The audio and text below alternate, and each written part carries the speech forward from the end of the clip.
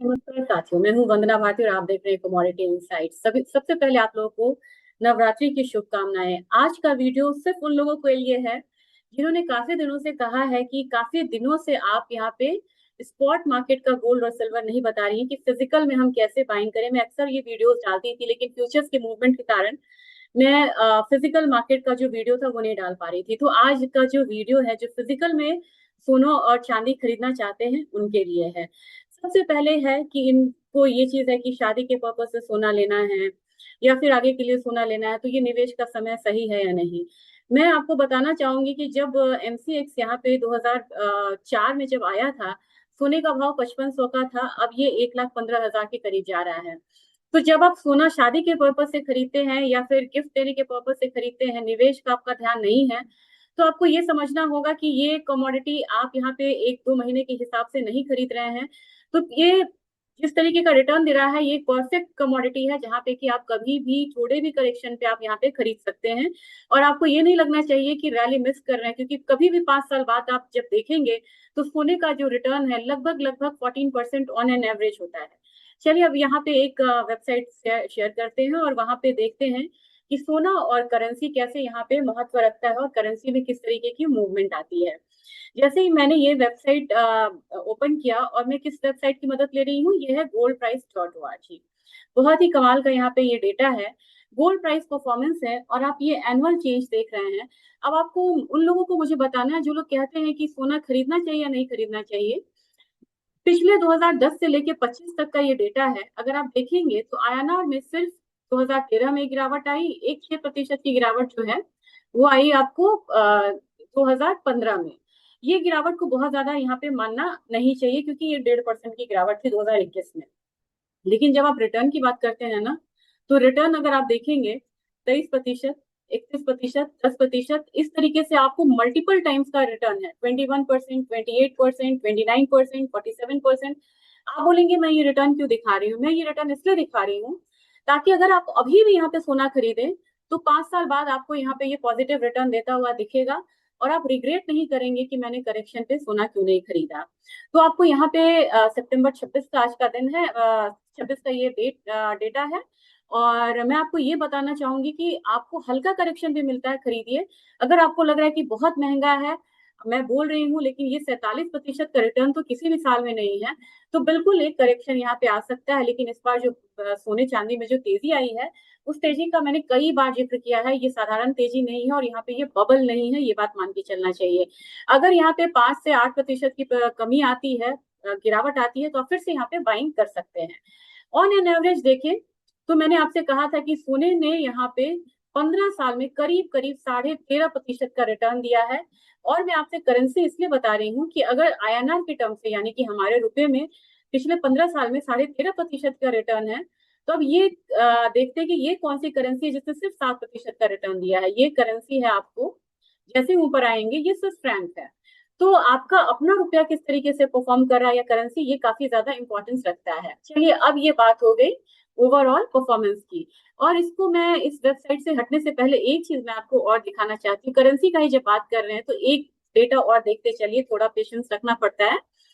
आज यहाँ पे अगर देखेंगे तो अगर पूरे साल की बात की जाए, 6 महीने में 22% का रिटर्न है यूएसटी में, यानी कि डॉलर में।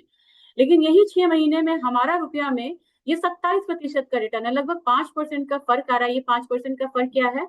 क्योंकि आईएनआर यहाँ पे डिप्रिशिएट हुआ, ये 86 से 89 के करीब आया अगेंस्ट डॉलर, तो इसका हमें एक प्रीमियम देना पड़ा, या यानी कहिए कि हमें एक पनिशमेंट मिली कि हमें सेम सोना खरीदने के लिए यहाँ पे ज्यादा पैसा देना पड़ रहा है। अगर 20 साल का अगर कंपैरिजन करें, तो 20 साल के कंपैरिजन में डॉलर टर्म्स में सोना सिर्फ 700% बढ़ा है, 710% मान के चलिए कि बढ़ा है। लेकिन अगर 20 साल में अगर रुपए के टर्म्स में हम करें, तो यहाँ पे जो रिटर्न है ये 1532% है, यानी कि डबल से भी ज्यादा रिटर्न आईएनआर टर्म से मिला है, यानी कि हमारा रुपया यहाँ पे कमजोर हुआ है। तो मेरे ख्याल से जिस तरीके से इकोनॉमी यहाँ पे ग्रो कर रही है, जिस तरीके का माहौल बन रहा है, गोल्ड सिल्वर आपको पॉजिटिव रिटर्न देता रहेगा, तो बेशक आपको यहाँ पे फिजिकल में खरीदारी करनी चाहिए। हालांकि अभी पे पूरे प्रीमियम पे है, लेकिन कहीं ना कहीं आपको अगर सोना यहाँ पे 1,10,000 से लेके 1,08,000 वाला जोन मिले, वो बहुत बढ़िया जोन है खरीदने का। अगर चांदी की बात की जाए तो चांदी में भी मुझे लग रहा है कि चांदी ने तो बेतहाशा तेजी दिखाई है, लेकिन चांदी भी यहाँ पे अगर 1,35,000 32,000 वाला रेंज फिर से आता है, वो काफी बढ़िया रेंज रहेगा लेने का। लेकिन ये रेंज आएगी, इसकी मतलब गुंजाइश एकदम, मतलब हम ये नहीं कह सकते हैं कि नहीं नहीं ये रेंज तो आनी आनी। अगर ये नहीं आई तो कम से कम आप पार्शियल भी यहाँ पे बाइंग करके चल सकते हैं। अब ये पेज मैंने इसलिए खोला है ताकि मैं आपको यहाँ पे दिखाऊं कि एमसीएक्स में तो सोना कहाँ बंद हुआ था, वो डिस्काउंट पे होता है, लेकिन हमारा जो मार्केट है वो प्रीमियम पे यहाँ पे ट्रेड होता है। प्रीमियम पे ट्रेड होने की वजह से क्या होता है कि आपको जो 1 ग्राम सोना है वो करीब करीब 11,563, 11,563 के करीब यहाँ पे मिल रहा है 24 कैरेट का। वही अगर हम बात करें कि 1 ग्राम सोने का 22 कैरेट में क्या है तो 10,600। वही ये सबसे बड़ा जोन होता है 22 कैरेट वाला, जिसमें हम गोल्ड ज्वेलरी बनवाते हैं। तो 10,600 में आपको 1 ग्राम मिल रहा है, यानी कि अगर आप 10 ग्राम की ज्वेलरी बनवाने चाहेंगे तो आपको 10 ग्राम का हो जाएगा। आपको आप यहाँ पे लगा सकते हैं 1,06,000 के करीब। 1,06,000 पे 3% का आपको अगर जीएसटी लगता है, प्लस जो मेकिंग चार्जेस आपका जो भी होगा, मेकिंग चार्जेस पे आपको 5% लगेगा, तो ये आपका खर्चा हुआ। 18 कैरेट्स आपको यहाँ पे कम हो जाता है। अगर ओवरऑल देखेंगे चार्ट, तो अगर चार्ट देखेंगे तब आपको समझ में आएगा कि कहीं भी आप खरीदारी करिए आपको बहुत ज्यादा मतलब लॉन्ग टर्म में घाटा नहीं होने वाला है। क्योंकि ये देखिए, ये रहा आपका 1 महीने का चार्ट। 1 महीने में भी मैं काफी दिनों से कह रही हूँ कि आपको सोना खरीदना, आप खरीदते चलिए। ये यहाँ पे 10,260 था करीब 1 ग्राम का, अब ये बढ़ के 11,500 हो गया। अगर आप 6 महीने करेंगे तो 6 महीने में देखेंगे कि जो गोल्ड आपको 6 महीने पहले 8250 पे 22 कैरेट मिल रहा था, वो 22 कैरेट अब आपको 10,545 के करीब मिल रहा है। तो 2,000 का यहाँ पे हम लोगों ने बढ़त आता हुआ देखा। ये मतलब काफी बड़ा बढ़त यहाँ पे है। तो आप खरीदते चलिए, थोड़ा थोड़ा थोड़ा थोड़ा एक्यूमुलेट करते चलिए। हो सकता है कि साल भर बाद जो आपको कंफ्यूजन है, साल भर बाद हो सकता है कि आपको आज जो 1,15,000 का लेवल है वो भी ना आता हुआ दिखे, और हो सकता है कि आप 1,20,000 22,000 पे सोना खरीदते हुए नजर आए। तो ये था आपको सोने का अपडेट। अब इसके साथ मैं एक चांदी पे यहाँ पे बताना चाहूंगी। चांदी पे भी एक बारी देखते चलते हैं कि चांदी में किस तरीके का हाल है। चांदी आपको जो 1 ग्राम है वो मिल रहा है 149 के करीब। 149 का मतलब ये हो गया कि चांदी आपको 1.5 लाख की हो चुकी है। और कल जो बढ़त आई थी वो करीब करीब 6,000 की बढ़त थी। यहाँ पे 1.5 लाख की चांदी है, जो चांदी हम पिछले मतलब साल 92,000 का केजी ले रहे थे, वो आपको 1.5 लाख का केजी मिल रहा है। अगर सोने की बात की जाए, मैं नवरात्रि से ही करती हूँ। पिछले नवरात्रि की अगर मैं बात करूं, पिछले नवरात्रि में सोना यहाँ पे 77,000 का 10 ग्राम था, वो सोना अब यहाँ पे 1,14,000 का 10 ग्राम है। तो ये आपको देखना है, हो सकता है कि अगले नवरात्रि में ये बढ़त ना आए, लेकिन यहाँ पे आपको 1,22,000 वाला लेवल मिले, 1,25,000 वाला लेवल मिले। तो बिल्कुल कंफ्यूजन ना रखते हुए आप थोड़ी थोड़ी जो खरीदारी है वो यहाँ पे जारी रखिए। और एक बार फिर से मैं चांदी को दिखाना चाहूंगी, इसके बाद मैं वीडियो खत्म करना चाहूंगी। चांदी में अगर आप देखेंगे तो किस तरीके से बढ़त आई है, बस मैं वो दिखाना चाह रही हूँ। मैं ये बताना चाह रही हूँ कि चांदी 2 लाख के करीब एक्सपेक्टेशन है कि आने वाले समय में ये 2 लाख रुपए का केजी हो जाएगा। तो जैसे ही 6 महीने का अगर आप चार्ट लेते हैं तो 6 महीने में नीचे के साइड जाएंगे, 93,000 का ये जो केजी था, ये 6 महीने पहले जो 93,000 का केजी था, ये 1,49,000 केजी आ चुका है। अब ये बात मैं इसलिए बोल रही हूँ कि आपको यहाँ पे अभी भी वेट नहीं करना है।